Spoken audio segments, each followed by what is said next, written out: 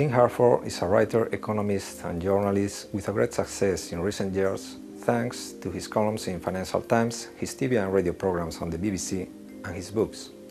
He became a bestseller author with The Uncovered Economist and later on with The Logic of Life, two brilliant examples of popular economics, or in other words, how to use economic theory for a better understanding of our day-to-day experiences. Tim has won the 2006 Bastiat Prize for Economic Journalism, and he also has worked as an economist for Shell Company and the World Bank. Hello Tim, welcome to Fondation Barrier. Thank you for being here with us. Thank you very much, it's great to be here. A common point in your books and writing is that you call for a different way of thinking about problems and situations of the daily life, but also about the big problems of the world. What's the key of this approach? I mean, how can we change the way of thinking without being a perceived economist like you? Well, often it's not that complicated. You simply ask some basic questions about the things you see. You ask who is gaining from this, who has an advantage from this. You look at the details.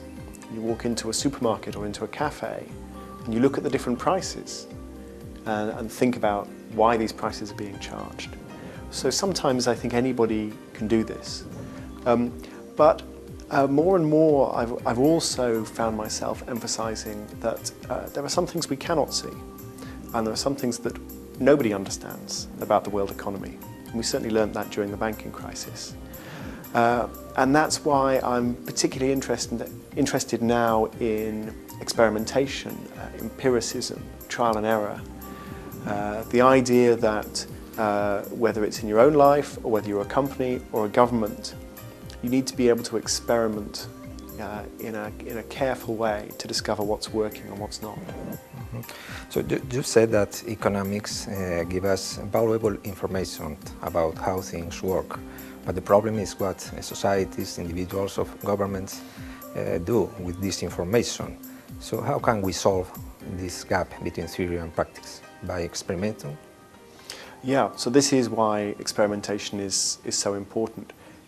Clearly, there's a lot that theory can tell you about anything from the price of a cup of coffee to what we should do about global warming.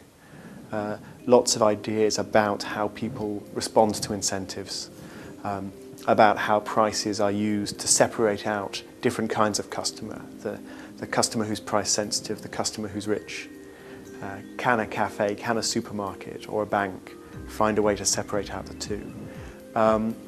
So theory can tell you things, but you also need experimentation. The market itself is a very experimental tool. Lots of companies trying different things, some succeed, some fail. We look at the successes and we think it's because of their brilliant chief executives, but often it's just because they were the lucky ones. They happened to find the right formula. And I think a problem with this bridging of the gap between theory and practice that you mention is that we are reluctant to experiment.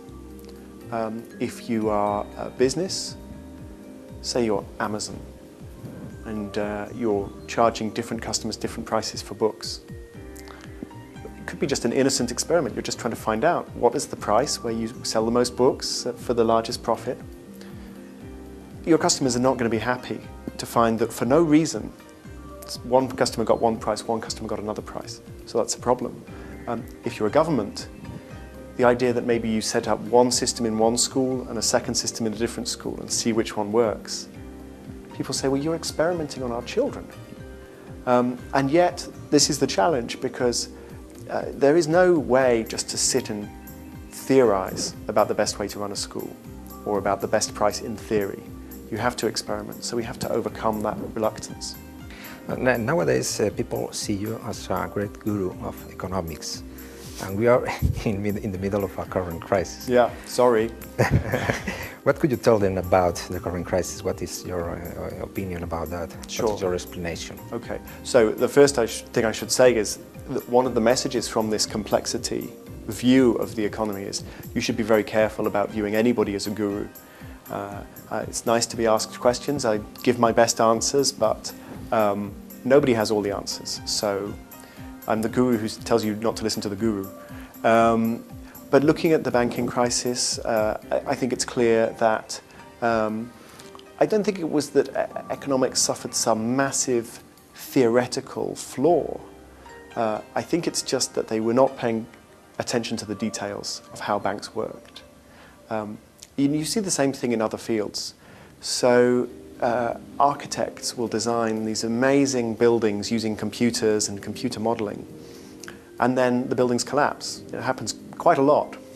And it's not because the laws of physics were wrong. It's because there was some detail, maybe about the geology, or maybe about the way the wind blew, that was not captured in the models. So when I see the banking crisis, I don't see the laws of economics are overturned, everything's wrong. But instead I see, wow, there were so many things happening under the surface and we economists didn't look hard enough, and that's our fault. And looking at the details now, that what governments are doing, can you see some country doing things right, especially right things? Well, we're all still experimenting, and it's easy to say that one country has got the right model if things are working out for them for a moment. We remember Ireland 5 years ago. We were all talking about, well, I don't think I did, but a lot of people did, and I didn't disagree. We were all talking about the great economic management, the Celtic Tiger. We were even talking about Irish banks as being great examples. Now everyone is talking about China. In 5 years' time, who knows what will happen to China?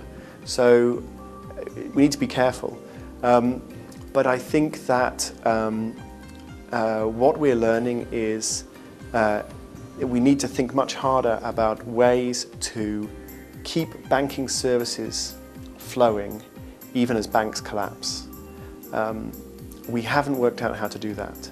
So at the moment we have a situation where it doesn't matter how bad the bank is, it doesn't matter what it's done, it doesn't matter how much money it's lost, governments are standing behind it because they don't understand what the consequences might be if the bank collapsed. And that, in the long run, is unsustainable, as well as being unfair, very unfair. A big issue related to the current crisis is capitalism itself. Do you think there is an alternative to capitalism, or can we expect a new formulation of capitalism in the coming years? I think we need to understand what it is that capitalism does well. And what it is that it does well is experiment. When capitalism is working, it's a big experimental system.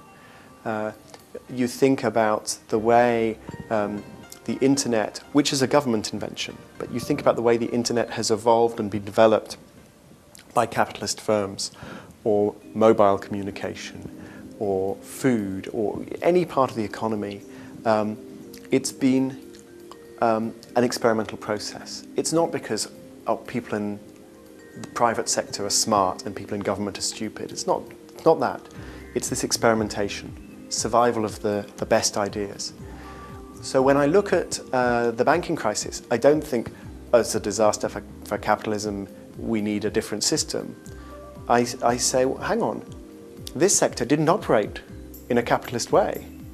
This sector was not properly experimenting. It wasn't experimenting in the way the rest of the economy experiments, in a safe way. It was all doing exactly the same experiment at the same time, and it all went wrong at the same time, and the whole thing failed. And then you suddenly needed a communist rescue. And this is a disaster. This can't be allowed to happen again. And what about ideology? Should we trust in rights and lefts? Yeah, I think that both the left and the right have let us down at the moment. When I look at the left, I see people who are very happy to point to problems, climate change, the banks, lots of problems, but I don't see any solutions. I don't see them really offering a proper solution to, say, the banking crisis or climate change. The solution just seems to be lots of meetings. I don't think they've realized that there's a very, very big gap between saying we must regulate the banks. Sure, we must regulate the banks, but to do what? I mean, you've hardly started. So that's the failure of the left. I think the failure of the right is in some ways even worse. They recognise the complexity, they recognise it's difficult for governments to solve these problems. But then I just see them saying, oh, there are no problems. Oh, the banking crisis, oh, that was caused by governments. Climate change, we don't believe in climate change. Innovation, there's plenty of innovation. Economic development, oh, it'll happen. I mean, so I think neither side of the political spectrum is really facing up to both to the problems and to how to solve them. Mm-hmm. In this context, and from your point of view, which is the role of the civil society in the world nowadays? It's interesting because it's, I think, been underrated and is now under tremendous pressure. When I look at, for instance, and we're speaking just after a bailout of the Irish economy, I look at the anger in Ireland that they feel betrayed. And anybody can understand, seeing the situation, anybody can understand why they would feel angry. So that is going to put our systems under strain. So too will cutting back of the state, because we can't afford all the services we got used to in the good times. And that means people will have to help each other out more. And we don't know whether that's going to work well or not. So I think civil society is under strain and very important. Well, just for finish, now you are involved in radio programs and also in your columns in Financial Times, but also with a new book that is called Adapt, Why Success Always Starts with Failure. This is a title quite revealing, but can you give us a brief outline of this new work? Sure. So it's exploring many of these themes that we've been discussing today, trying to look both at how experimentation and adapting and trial and error are ways to solve the problem of climate change, the counterinsurgency problem in Afghanistan, the innovation problem, the banking problem. So looking at that, but also stepping back and saying, why are experiments so difficult for us? Why are we so afraid to experiment? Why don't politicians admit that they're carrying out experiments, or chief executives, or even individuals in their daily lives? We're so afraid of failure that we don't want to risk it, even when success has huge rewards and failure is no big deal. We're very risk averse. So it's been a wonderful experience to work on that book, because I started from a very policy focus. I started, how will we solve these big problems? And I realized, as I started thinking about them, actually this is really a book about the human condition and how we think about trial and error, how we think about success and failure. And when I understood that, it became a much more interesting book to write. Okay, that's all, Tim. Thank you for being here with us, sharing your opinions, and good luck with your book and your projects in the future. Thank you very much. Thank you.